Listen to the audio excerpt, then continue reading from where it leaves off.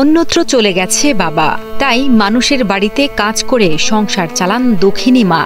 মায়ের দুঃখ বুঝতে পারলেও করুণ চোখে তার দিকে তাকিয়ে থাকা ছাড়া আর কিছুই করার নেই ছোট্ট আঞ্জিরার। কারণ চিকিৎসার অভাবে এখন শয্যাশায়ী শুয়ে দিন কাটছে তার। এমনকি সময় মতো চিকিৎসা না হলে থেমে যেতে পারে তার হৃদয়ের স্পন্দন। আমার গ্রামবাসী আমার সাথে চান্দা উঠলো 10 টাকা 5 টাকা দিয়ে যা দিছে সেই নিয়ে আমি আপাতত সুস্থ আমার বাচ্চারা সুস্থ নিয়ে আসি। স্বামী চলে যাবার পর বাগেরহাটের নাগেরবাজার রেল কলোনির ছোট্ট একটি সরকারি ঘরটিতেই সন্তানদের নিয়ে বসবাস করছেন গৃহকর্মী লিমা খাতুন। মাস দুয়েক আগে হঠাৎ অসুস্থ হয়ে পড়ে তার বড় মেয়ে আঞ্জিরা। স্থানীয় একটি হাসপাতালে নিয়ে যাওয়া হলে চিকিৎসকেরা জানান হৃদযন্ত্রের বড় ছিদ্র ধরা পড়েছে আঞ্জিরার। উন্নত চিকিৎসার জন্য প্রয়োজন বিপুল পরিমাণ টাকার। কিন্তু যে ঘরে নুন আনতেই পান্তা ফুরায়, অভাবে সেই ঘরে মেয়ের চিকিৎসা করানো মায়ের কাছে অসম্ভব ব্যাপার। আমার স্বামী 11 বছর আগে আমার শারীরিক নির্যাতন করতো, আমি তার জন্য চলে আসি। নিজের অসহায়ত্বের কথা বলতে গিয়ে কান্নায় ভেঙে পড়েন আঞ্জিরার মা লিমা বেগম।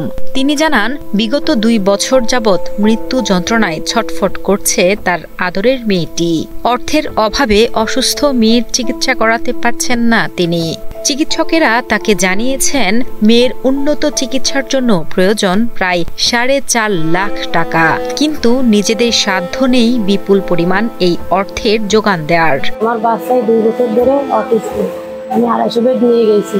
নিয়ে যাওয়ার পর আমার রিপোর্ট দিয়ে স্যার আমার 2টো টেস্ট দিল। আমি রিপোর্ট করানোর পরে স্যার আমার বললো তোমার এই বাচ্চার 4.5 লাখ টাকা লাগবে, তুমি কি পারবা তোমার বাচ্চার ট্রিটমেন্ট চালাতে? প্রতিবেশী ও এলাকাবাসী জানান স্বামী চলে যাবার পর অন্যের বাড়িতে কাজ করেই সংসারের ঘানি টানছেন লিমা বেগম।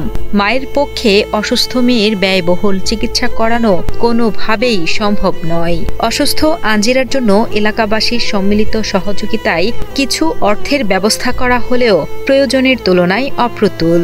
আমাদের এলাকায় ছোট থেকেই দেখতেছি যে ভালোভাবে খেলাধুলা করতেছে, হাসি খুশি ছিল। মাঝে মনে করেন যে 2-3 মাস হয়েছে যাবত দেখতেছি যে অসুস্থ। ওর মা তো গরিব মানুষ, বাসায় কাজবাজ করে। এমত অবস্থায় মেয়ের চিকিৎসা করাতে অসহায় লিমা খাতুনের পাশে সমাজের বিত্তবানদের এগিয়ে আসার আহ্বান জানান এলাকাবাসী। সবার সহযোগিতাই পারে ছোট্ট আঞ্জিরাকে আবারও সুস্থ করে তুলতে, এমনটাই প্রত্যাশা তাদের। আমি আমার বান্ধবীকে নিয়ে একটু স্কুলে যেতাম, খেলাধুলা করতাম। তা শারীরিকভাবে ও অসুস্থ ছিল, 2 বছর ধরে আপনি নেই। তাই আমরা চাই যেন টাকা পয়সা সবাই একটু টাকা পয়সা দিয়ে ওর একটু সুস্থ বানিয়ে দিয়ে যেন আমরা আবার একটু স্কুলে যেতে পারি, খেলাধুলা করতে পারি। যাদের টাকা পয়সা আছে তারা যদি একটু এগিয়ে আসে তার জন্য, তাহলে মনে করেন যে বাচ্চাটার চিকিৎসা হবে।